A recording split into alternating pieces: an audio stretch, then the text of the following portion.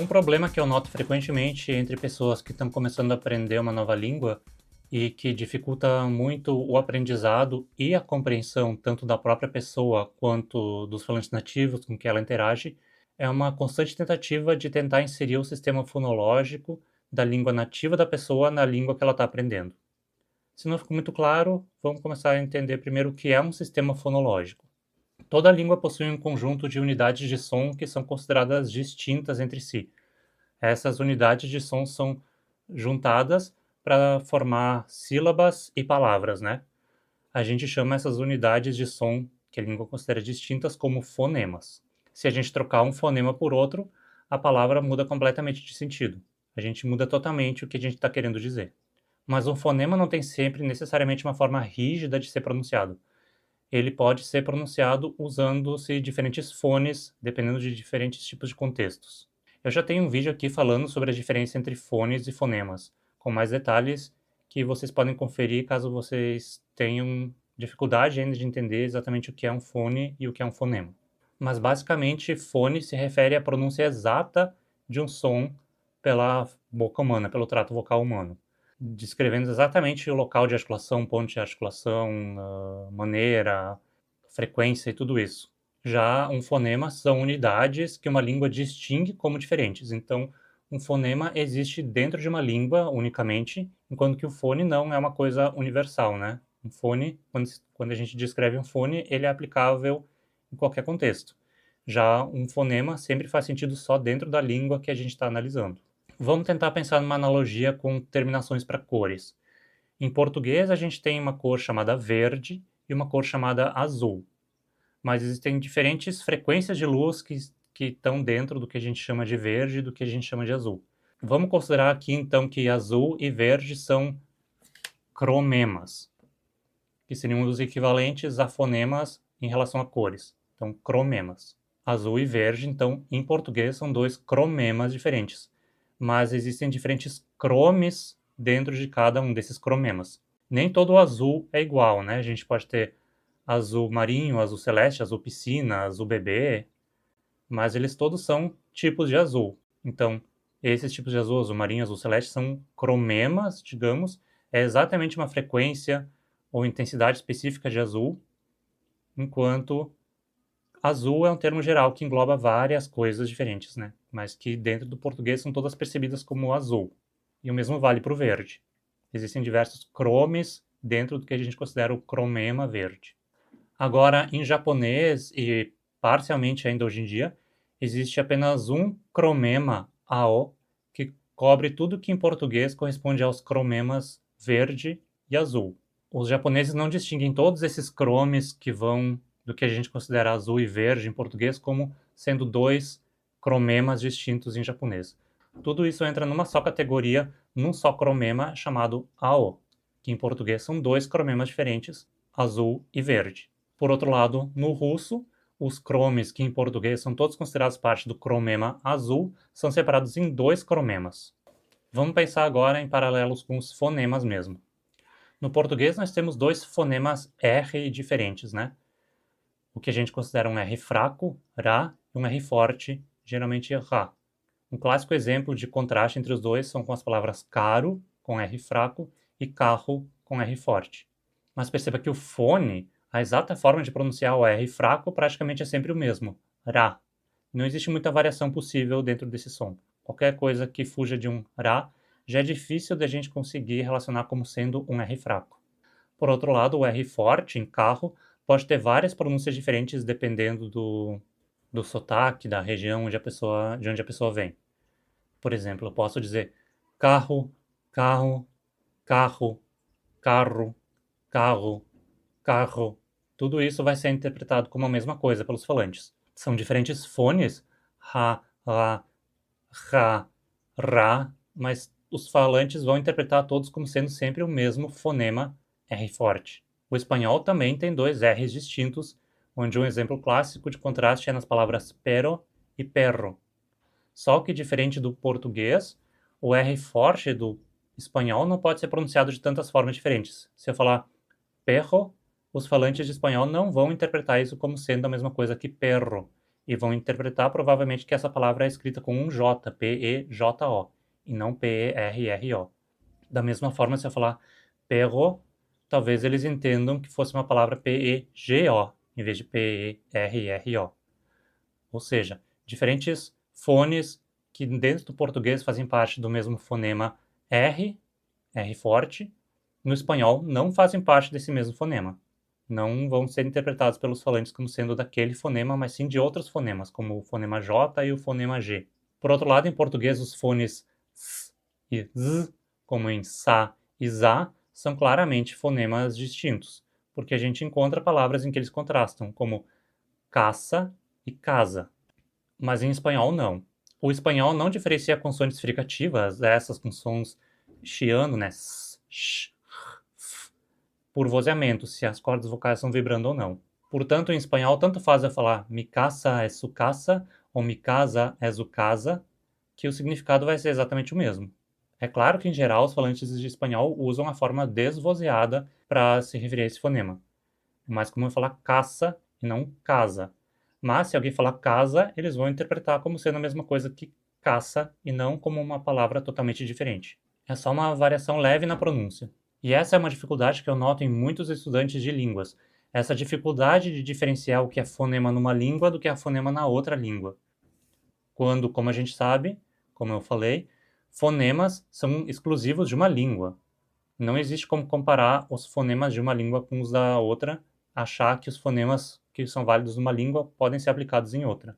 Mesmo em línguas muito próximas, como a gente viu aqui, português e espanhol, já existem diferenças consideráveis. Vamos ver alguns exemplos de como essas dificuldades podem aparecer. Por exemplo, em português, a gente tem o ditongo ao e o ditongo el, que são claramente ditongos separados, considerados como parte de fonemas distintos, né? Eu posso ter contrastes como sal e céu, que são claramente palavras separadas. E a única diferença é nesse ditongo, né? Numa é ao, na outra é el. Mas são palavras diferentes. Sal é uma coisa, céu é outra. No entanto, em inglês, os ditongos ao e el não contrastam. A palavra porca, por exemplo, em inglês, pode ser pronunciada sal ou cell, dependendo do dialeto, e é exatamente a mesma palavra. Os falantes não vão interpretar como sendo coisas diferentes. É claro que, em geral, a pronúncia mais próxima é de ao, sal, e não cell, mas existem alguns dialetos em que a pronúncia pode ser cell. Então, digamos, você é lá um professor de inglês, está dando aula para os seus alunos, e você ensina que a palavra agora se pronuncia now.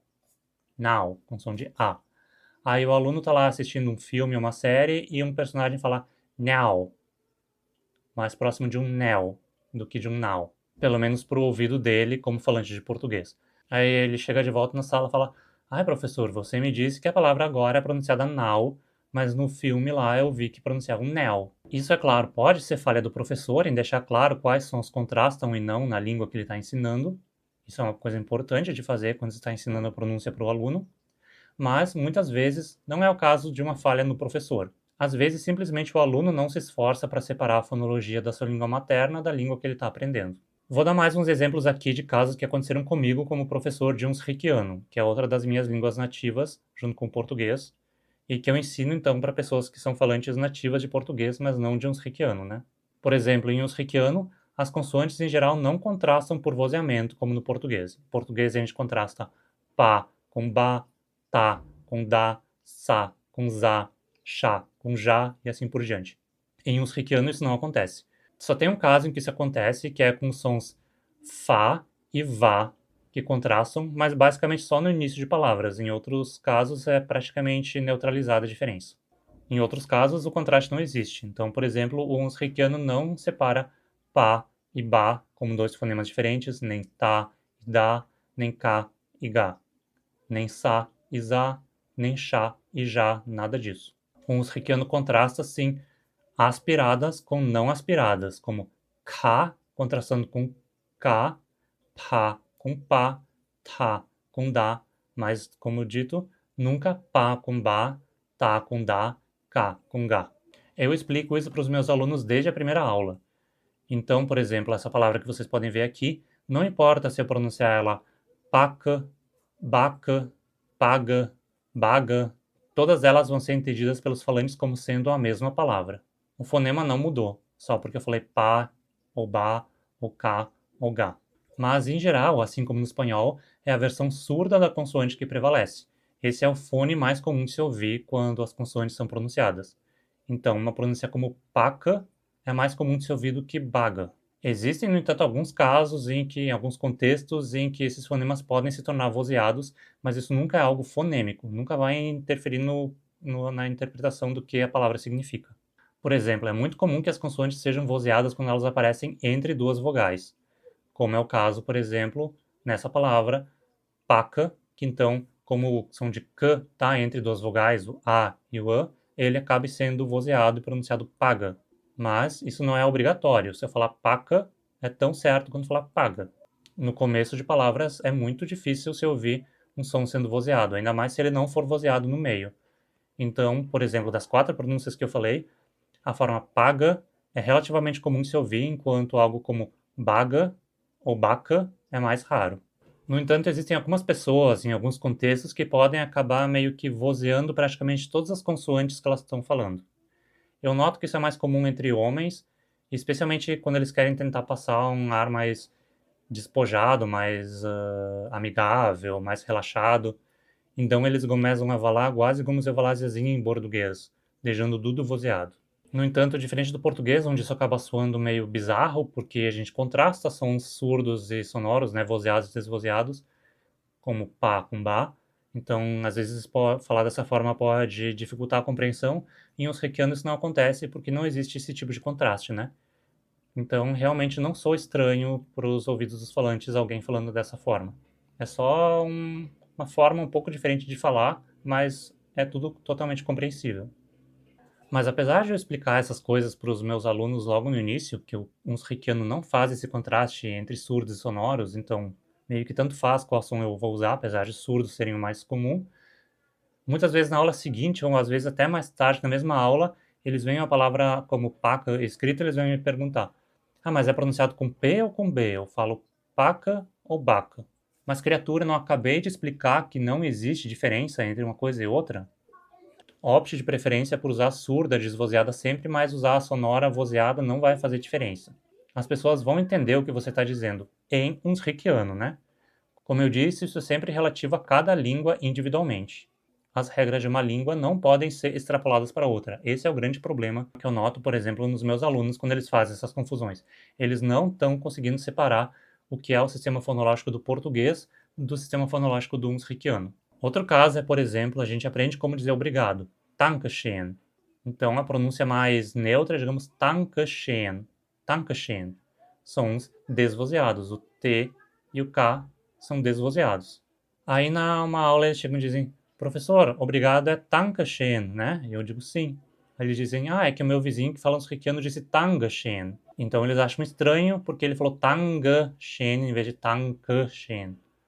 Sendo que eu já expliquei para eles que essa diferença não importa nos Reikianos, entende? Eles continuam insistindo em tentar pensar com o ouvido de como um falante de português interpreta os sons, quando eles deveriam tentar desligar o português e pensar no que é relevante para o contexto do uns reikiano, nesse caso.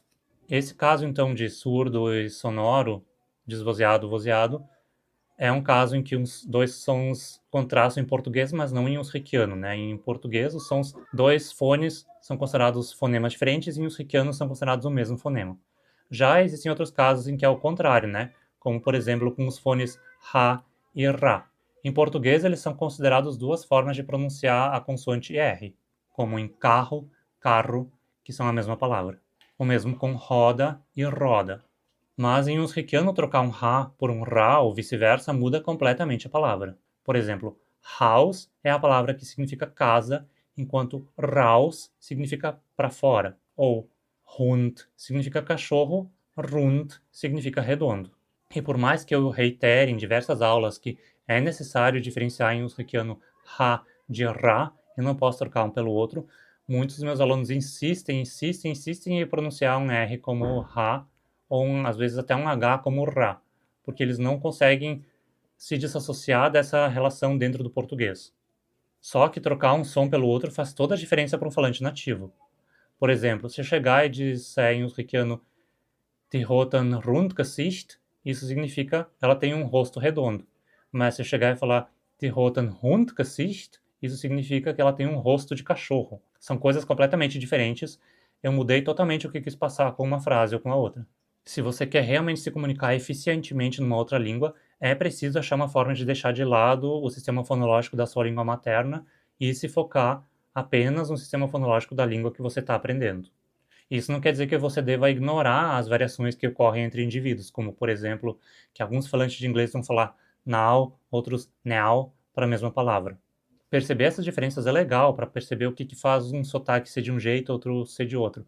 Mas é preciso entender que essas variações não são fonemas diferentes.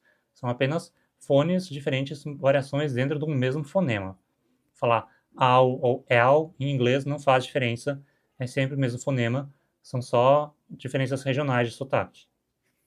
Da mesma forma como a diferença entre ra e ra no português. Só porque esses são os contrastes na sua língua materna, não quer dizer que eles vão contrastar na outra língua também. E não, isso não quer dizer que você precisa ter uma pronúncia livre de sotaque, que você não possa transparecer pelo seu sotaque que você não é falante nativo. Não é o sotaque que atrapalha a comunicação. O que atrapalha é a falha em conseguir perceber quais são os fonemas daquela língua e distinguir eles adequadamente. Por isso, se eu estou falando em inglês, falar height no lugar de right não é uma questão de sotaque, porque eu estou usando fonemas diferentes e um falante nativo não vai perceber que height era para ser right, porque em inglês ha e ra são dois fonemas diferentes, assim como t e ch também são dois fonemas diferentes. Quando você faz isso, pronunciando right como height, você não está falando com sotaque. Você está simplesmente ignorando uma diferenciação fonológica necessária para aquela língua. Agora me diz aí, você tem dificuldade de diferenciar o sistema fonológico de uma língua que você fala da outra? Se sim, deixa nos comentários quais os casos em que isso acontece com você. E se você tem essa dificuldade e faz aulas com um professor, tente trazer esse assunto na aula, fala com ele a respeito sobre essa dificuldade para que vocês possam tentar praticar e superar essa dificuldade juntos. Ou se você não faz aulas particulares e estuda por conta própria, por exemplo, tente falar com falantes nativos daquela língua, explica o caso e vê se eles podem te ajudar com isso também. Mas a minha dica principal é essa. Esqueça do sistema fonológico da sua língua materna quando está falando a outra língua. Tem que tentar entender que um sistema fonológico de uma é uma coisa, da outra é outra coisa. Uma coisa é uma coisa, outra coisa é outra coisa. Esse é o primeiro passo e um passo importantíssimo para que você consiga realmente pronunciar de forma adequada a língua que você está estudando. Não só pronunciar, como também compreender o que os falantes estão dizendo. Então é isso. Se você gostou desse vídeo, deixa o seu like aí embaixo. E se ainda não for inscrito, se inscreve e ativa as notificações para saber sempre que chega vídeo novo aqui. E o que você acha de se tornar um membro desse canal? Com isso, você me ajuda a seguir trazendo conteúdo regularmente aqui e ainda tem alguns mimos e benefícios. Confere lá. Outras formas de ajudar o canal são através da campanha do Apoia-se, ou fazendo um Pix ou um Valeu Demais aqui no YouTube mesmo. E se você ficou até aqui, comenta aí embaixo Mi casa é su casa, pero mi fonologia no es su fonologia. Até mais, Palestina, Cuba, Venezuela, Congo e Sudão livres.